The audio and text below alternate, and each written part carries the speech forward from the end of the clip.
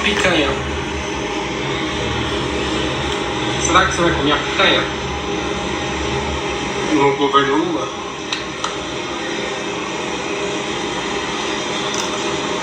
Eu acho que não.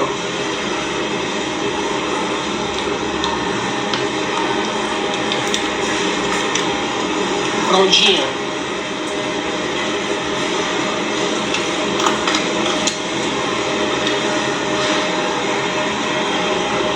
Carne temperada, costela. Você vai comer. Ou asa de frango. Pra você que fez o L.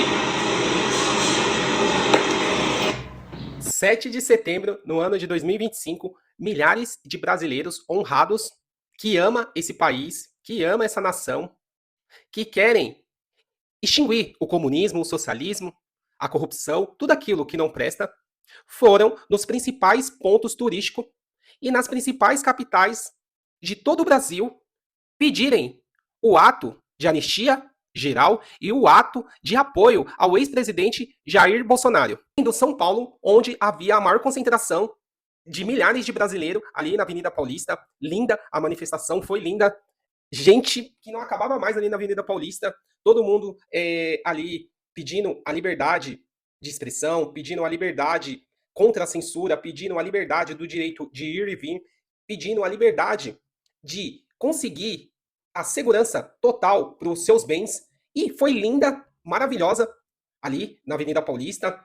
E aquela bandeira dos Estados Unidos pedindo que o governo cumpre a carta do Donald Trump, como que ele pediu, no caso, que é o correto, na minha opinião, que o Bolsonaro ele tinha que concorrer, sair candidato e deixar a população decidir, que decidir democraticamente quem é o melhor para o Brasil. Só que as pessoas já anunciaram projeto de lei percorrer ali na Câmara e ser aprovado, provavelmente o nosso chefe do Brasil, ele vai anular, e o judiciário já falou que também que vai anular. Então, assim, se encontramos num momento difícil, um momento delicado que todos sabem que está ocorrendo. Eu fiz alguns vídeos da Venezuela, Venezuela 1, 2, está faltando 3. Eu fiz o vídeo da questão da Rússia.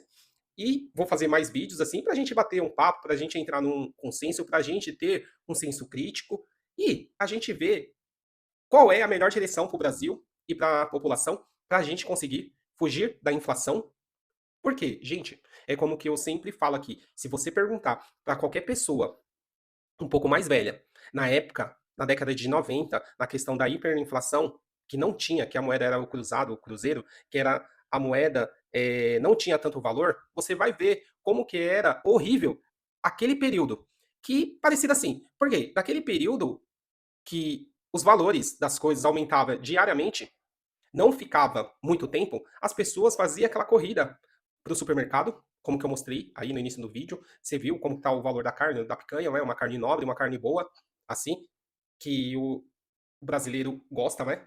E naquele período ali da hiperinflação, as pessoas tinham que correr no supermercado, as pessoas tinham que comprar logo aquele determinado produto, porque aquele produto não ia ficar permanente meses no mesmo valor. É como que eu sempre falo, se você fazer uma análise hoje, a questão dos veículos, como que os veículos aumentaram hoje. Os veículos se encontram num valor altíssimo, poucas pessoas conseguem comprar um veículo hoje zero, e mesmo se você comprar um veículo zero de uma concessionária, é aquela coisa que você sempre vai pagar dois, três veículos, por causa do juros, a taxa de juros, sendo que a taxa de juros do Brasil hoje é a mais alta do planeta. Só tem o Brasil e Turquia com a taxa de juros pagando quase 15%, né? O Brasil está pagando quase 15%. Então isso reflete no financiamento, no IOF. Poucas pessoas têm recurso, poupança suficiente para investir na bolsa, em ações, em tesouro Selic, como que a bolsa hoje, semana passada, bateu por volta 142 mil pontos, bateu o seu recorde histórico, a bolsa de valores. Principais ações subiram quase 125%, como os bancos, Bradesco, Banco Itaú, BTG Pactual, Santander, mais ou menos, o Santander, e outras ações, só mesmo a commodity petróleo, que não está andando tão bem assim. Então, o que, que eu falo? A gente tem que olhar naquele período, conversar com as pessoas mais velhas, como que era aquele período? As pessoas sabendo que o valor das coisas era tão caro que não ficava do dia para o outro, não ficava do dia para o outro, as pessoas ali tinham aqueles investimentos que as pessoas deixavam o seu dinheiro à noite e já no dia seguinte aquele valor aumentava, que era overnight. Muitas pessoas ali venderam casa, venderam carros, venderam imóveis para investir nessa aplicação ali. Muitas pessoas conseguiram ganhar bastante dinheiro com essa hiperinflação que deixava na noite e valorizava no dia seguinte. É uma onda, né? No caso, quem aproveitou aquela onda, quem é a pessoa que estava bem posicionada, quem era a pessoa que estava acompanhando geopolítica, talvez naquele período não tinha tantas informações como que tem hoje. Hoje a gente tem informações em abundância. Hoje a gente consegue comparar todos os países através do youtuber, através da internet, através das principais plataformas. Então, assim, aquele período da hiperinflação não tinha, acho que talvez era escasso, ou talvez as pessoas que tinham aquele conhecimento eram as pessoas que tinham um estudo melhor do que as outras, não é? Que conseguia conversar com as pessoas certas, e muitas pessoas ganharam dinheiro ali, e muitas pessoas também perderam dinheiro com essa aplicação, que depois veio as outras medidas que acabou os governantes tendo que fazer para voltar, tirar essa hiperinflação para ter o controle, senão não ia conseguir manter, no caso. E muitas pessoas ali naquele período, que era empresariado ali, que foi pego de surpresa, faliram, porque não conseguiram sacar o seu dinheiro ali aplicado, não teve como pagar as suas contas básicas e perderam os seus empreendimentos, perderam as suas empresas, como as pessoas, se a gente for olhar aqui naquele período de 2020, muitas pessoas ali também perderam com tudo o que ocorreu naquele período com os fechamentos das suas empresas, no fechamento das suas lojas, as pessoas mais em casa, as pessoas não consumindo muito, as pessoas ali que não estavam preparadas no digital. Então, assim, a gente consegue comparar no período agora, de 2020, naquele período da hiperinflação, as pessoas que aplicavam esse investimento e que perdeu o time, que perderam esse dinheiro, a gente tem uma comparação. Então, a gente sabe que isso é ruim para a pessoa, o cidadão, isso daí é ruim para a gente, o brasileiro. Hiperinflação, quem vai sofrer é sempre quem é o mais pobre, como que eu já falei. Se você olhar os dados, pouquíssimas pessoas têm reserva de emergência, no caso, as pessoas têm apenas aquele valor para sobreviver, que o salário de hoje não é tão alto. Então, assim, a gente não consegue ter um plano, geralmente, que eu vejo muitas pessoas, para investirem. Por quê? Porque o salário não é tão alto e cada tempo que passa vai piorando as coisas. Como que esse período da década de 90, do ano de 2020, e esse período com toda essa turbulência que está no Brasil, que as pessoas que estão assistindo, as pessoas que estão acompanhando a geopolítica de cada país, tá vendo que isso vai dar ruim. E eu vi um noticiário importante, eu esqueci o nome desse cara, essa pessoa, ele falou um dado importante, cara. Ele falou que a pessoa ali, que no Brasil, ele falando questão de investimento, quanto que tinha que dolarizar sua carteira, ele falava que o valor até 50 mil na moeda corrente já era um bom valor, porque o restante, eu acho que do patrimônio dele, acima de 50 mil, todo dolarizado. Então, assim, algo ali, ele sabe, eu tô falando por mim, algo que eu sempre tô lendo, que eu tô sempre estudando, que eu tô sempre assistindo. Anos, Venezuela, como que eu coloquei 2 vídeos, Rússia, Colômbia, Argentina, todos esses países aqui da América do Sul, do passado e o atual, Bolívia também. A gente sabe, eu consigo fazer uma análise que isso vai dar ruim. Aí veio até uma preocupação minha, porque assim, muita gente não sabe que o Brasil, ele tem quase 350 bilhões de reservas internacionais em dólares. Que mesmo com essas tarifas, mesmo com essas taxações, o Brasil seria autossuficiente para aguentar o impacto do dólar na compra de insumos lá dos Estados Unidos, de qualquer país fora. O Brasil, ele é autossustentável. Aí até aí legal. Só que a minha preocupação é o quê? Se você olhar para a Rússia também, ela tinha por volta de 300 bilhões de dólares de reservas internacionais. E assim, gente, todo esse valor que eu estou falando aqui, tanto do Brasil, tanto da Rússia, esse valor, ele fica nos Estados Unidos. Não é que fica no Brasil ou fica em Moscou. Esse valor de reservas internacionais, tanto a Rússia e tanto o Brasil, todo esse valor ficava nos Estados Unidos, em títulos, né? Do governo americano. E na Rússia, quando iniciou ali aquela luta com a Ucrânia, o que os Estados Unidos fez? Ele congelou toda aquela reserva.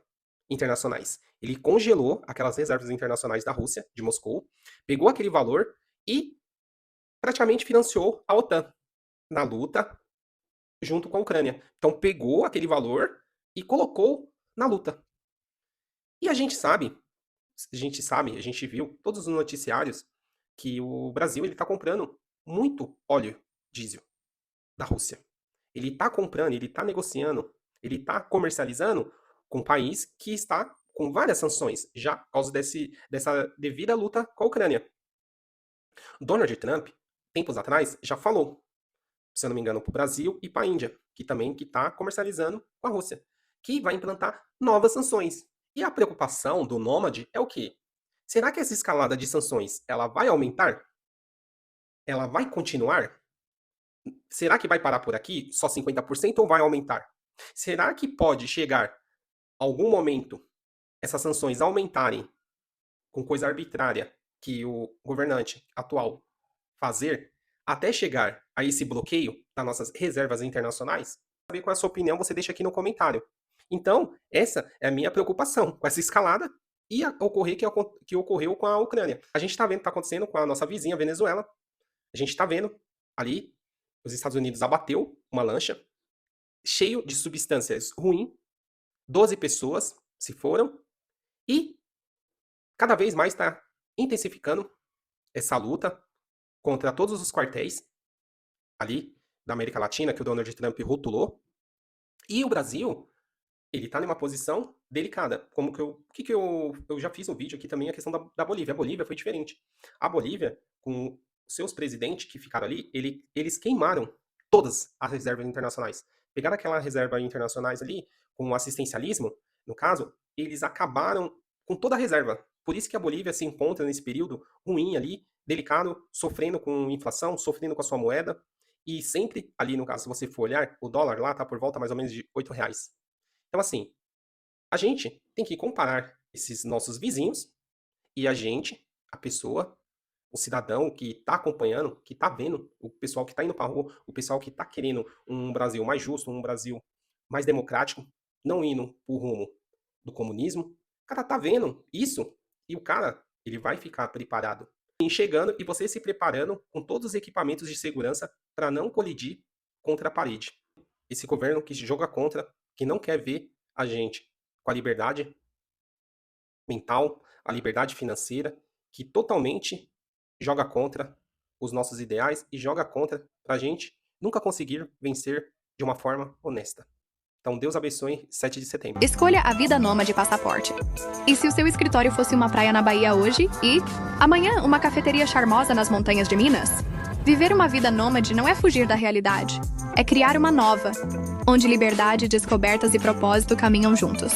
Ser nômade é trocar a rotina pela aventura, o tédio pela inspiração e o relógio pela bússola. É conhecer culturas, aprender com o mundo real e descobrir que o essencial cabe numa mochila.